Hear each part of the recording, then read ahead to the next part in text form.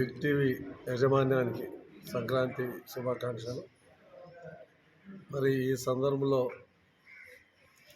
ప్రజలందరూ ఒకటే కోరుతున్నాను, రాబో అసెంబ్లీ ఎన్నికల్లో, పార్లమెంట్ ఎన్నికల్లో అభివృద్ధిని కాంక్షించేటువంటి అభ్యర్థిని గెలిపించాలి. 5 సంవత్సరాలు వైఎస్ఆర్సీపీ పాలనలో అభివృద్ధి కుంటుపడింది.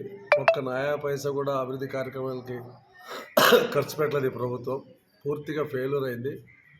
మడక్షరాలో శాశ్వత కార్యక్రమాలు దాదాపు 1500 ఎకరాల భూమిని సేకరించడం తెలుగుదేశం ప్రభుత్వంలో చంద్రబాబు నాయకత్వంలో 1500 ఎకరాలని సేకరించడం జరిగింది. అక్కడ ఇండస్ట్రీలు ఏర్పాటు చేయాలి. మరి అంద్రీనివా నీళ్లు మొట్టమొదటిసారిగా మడక్షర భూతల్లికి కృష్ణా జలాల్ని దర్శనం చేపించినటువంటి పార్టీ తెలుగుదేశం పార్టీ. ఆనాడు ఏమైతే మడక్షరకు నీళ్లు తీసుకొచ్చి ఈనాడు వరకు అక్కడ ఉంది.